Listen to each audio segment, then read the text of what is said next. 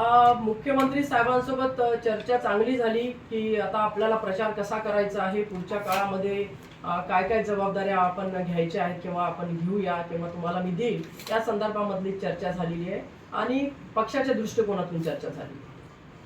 विशेष काही वेगळी जबाबदारी पक्षांतर्गत दिली जाणार आता या उमेदवाराला निवडून आणण्याची महत्त्वाची जबाबदारी या ठिकाणी साहेबांनी माझ्यावरती दिलेली आहे.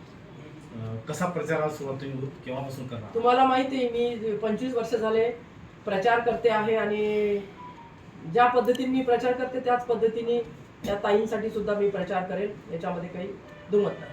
भाजपने सर्वे केला आणि त्या सर्वेमध्ये तुमचं नाव कापलं गेलं, मात्र ऐन वेळेवर आणलेल्या उमेदवाराला तिकीट दिलं त्यांच्यासाठी सर्वे केला नव्हता का असं विरोधक सुद्धा आता म्हणत आहेत. त्यामुळे भावनाताईंवर अन्याय झाला असं सुद्धा विरोधक म्हणत आहेत.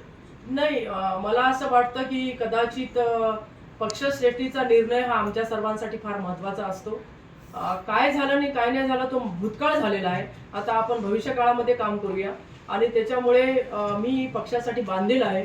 मी तुम्हाला पहिलेच सांगितलं की मी शिवसेना पक्षामध्ये कॉलेजमध्ये प्रेसिडेंट असताना, स्टुडंट काउन्सिलची प्रेसिडेंट असताना पासूनचं काम केलेलं आहे. त्याच्यामुळे मी शिवसेनेसाठी काम करणार आणि म्हणून हा भाग वेगळा आहे की काय झालं नाही झालं त्याच्यावरती मला बोलायचं नाही. कुठे मी कमी पडली म्हणूनच मी कदाचित हा जो लेखाजोखा आहे तुमच्यासमोर जो मी आता सांगितलेला आहे तो त्यातलाच एक भाग आहे की कदाचित कोणाला वाटलं असेल कदाचित मी माझी प्रसिद्धी फार कधी प्रसिद्धीच्या भानगडीतच मी कधी पडली नाही आणि मी माझं काम करत गेले आणि म्हणूनच मला जनतेने सुद्धा लगातार असं पण नाही की मी एका वेळेला कमी मताने आले त्याच्यापेक्षा जास्त कमी मताने आले. माझा हा मताधिक्याचा क्रम हा चढता आहे. म्हणजे पहिल्या वेळेला आले असेल त्याच्यापेक्षा दुसऱ्या वेळेला आले, तिसऱ्या वेळेला आले. माझ्या विरोधामध्ये काय होतं नव्हतं त्याला मी महत्त्व देत नाही. सर्वे कधी मी केलाच नाही आणि मला असं वाटतं की मी न सर्वे करता इथपर्यंत पोहोचलेली आहे. त्याच्यामुळे त्या विषयावर न बोलता आपण आता पक्षासाठी बांधील आहोत आणि पक्षासाठी काम करायचं. पुढची राजकीय वाटचाल ही आदरणीय मुख्यमंत्री आमचे मुख्य नेते हे ठरवतील की भावना गवळींनी 25 वर्षे हा किल्ला लढवला, आता त्यांना मला काय जबाबदारी द्यायची. तसंही मी पक्षाची नेता म्हणून काम करते आहे आणि पक्षासाठी काम करते. आता कोणाबद्दल तुमची नाराजी राहिली असं काही आहे का सध्या? नाही, माझी काल पण नाराजी नव्हती आणि मी नाराज होणाऱ्यापैकी नाही आहे. कारण मी संघर्ष करून समोर आलेली आहे आणि संघर्ष करणारा माणूस कधी नाराज होत नसतो. तो आत्मचिंतन पण करतो की कुठे आपण चुकलो, कुठे आपण कमी पडलो किंवा माझ्या मनामध्ये तो खंत होता की आपण कुठे कमी पडलो.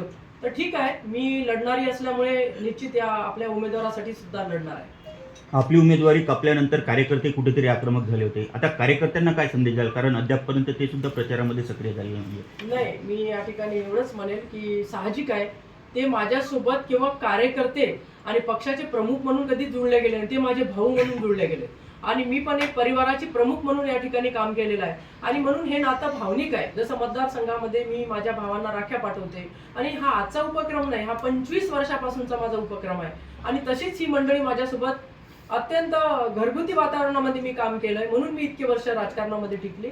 आता आम्ही सगळ्यांनी निर्णय घेतलेला आहे की या ठिकाणी आपल्या उमेदवाराचं, महायुतीच्या उमेदवाराचं आपल्याला काम करायचं, त्यांना निवडून आणायचं. भिन्न आणि मला सांगताना आनंद वाटेल, एकही रस्ता आज रोजी नॅशनल हायवेने किंवा हॅमच्या रस्त्यांनी सुटलेला नाही.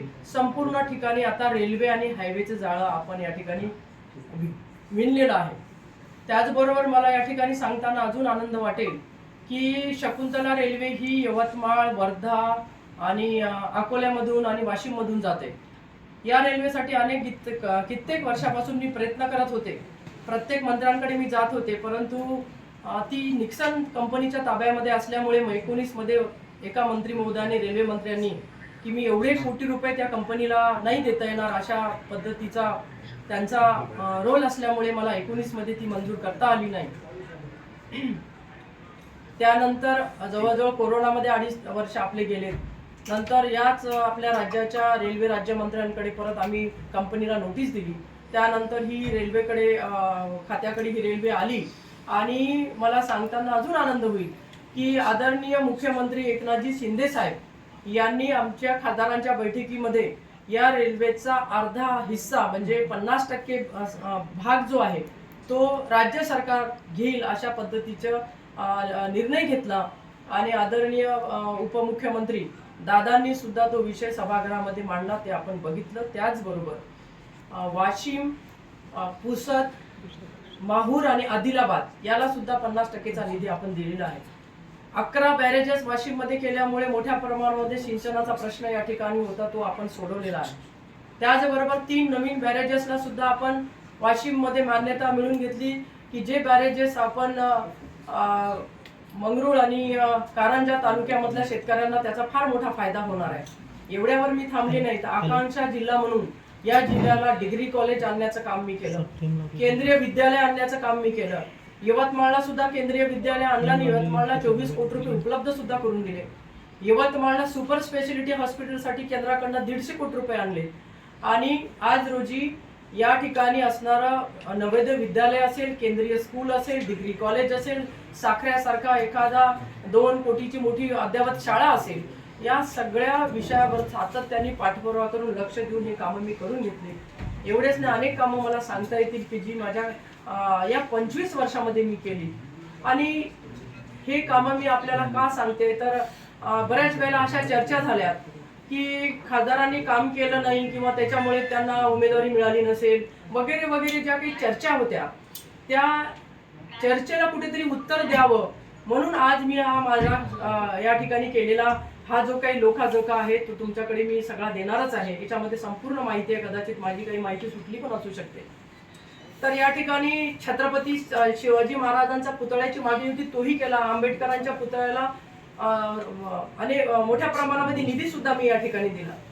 अशी जी कामं आहेत ते कामं या मतदारसंघामध्ये गेल्या 25 वर्षामध्ये केलेली आहेत. परंतु एक गोष्ट या निमित्ताने मी आपल्या सगळ्यांना सांगू इच्छिते की अशा पण चर्चा मी प्रचाराला निघाले नसल्यामुळे झाल्या की मी नाराज आहे. एक गोष्ट आपल्या सगळ्यांना मी या ठिकाणी स्पष्ट करू इच्छिते, नाराज होणाऱ्यापैकी मी नाही आहे.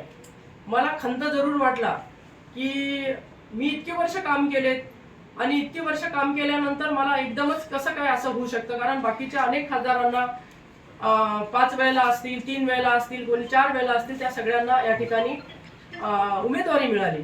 त्याच्यामुळे मला खंत वाटली आणि म्हणून कदाचित थोडंसं मला ती खंत असल्यामुळे मी बाहेर पडले नाही. परंतु आदरणीय मुख्यमंत्री साहेबांनी ज्या पद्धतीने या राज्यामध्ये काम उभं केलं ते आमचे सर्वासर्व आहेत, आमच्या पक्षाचे. आणि तुम्ही सगळ्यांनी बघितलं की माझ्या वडिलांनी जे काही शिवसेनेचं काम या ठिकाणी 85 पासून सुरू केलं आणि शिवसेना मुळामध्ये आम्ही आहे. आणि ते करत असताना आज रोजी आदरणीय शिंदे साहेब ज्या पद्धतीने काम करतात, रात्रीचे 12 वाजू दे, 4 वाजू दे, 5 वाजू दे, लोकांसाठी पोटतिडकीने काम करतायत. त्यांनी जे काम केलेलं आहे आणि त्यांचे हात मजबूत करण्यासाठी मी आता मैदानामध्ये आपल्या उमेदवार जे आहेत जयश्रीताई त्यांच्यासाठी उतरणार आहेत. आणि दुसरं महत्वाचं आहे की आदरणीय या देशाचे प्रधानमंत्री, यशस्वी प्रधानमंत्री मी असं म्हणेल, नरेंद्रजी मोदी साहेबांचा नारा आहे 400 पार, आणि त्याला सुद्धा साथ देण्यासाठी निश्चित हे माझं कर्तव्य आहे की मी या ठिकाणी महायुतीचा या आपल्या उमेदवारासाठी काम करण्याच्या दृष्टिकोनातून मी समोर निघालेली आहे. या ठिकाणी आज रोजी जो काही प्रचार आमचा बाकीचा आमच्या पक्षाचे मित्र पक्षाची सगळी मंडळी करतायत, त्यांना पुढे उद्यापासून किंवा आजपासूनच या ठिकाणी आमचा सहभाग लागेल. आता एक मीटिंग आम्ही ठेवलेली आहे, उद्या पण आम्ही आमचे मेळावे या ठिकाणी ठेवणार आहोत आणि निश्चित या ठिकाणी जयश्रीताईला विजयी करण्यासाठी माझी घोडदौड असणार.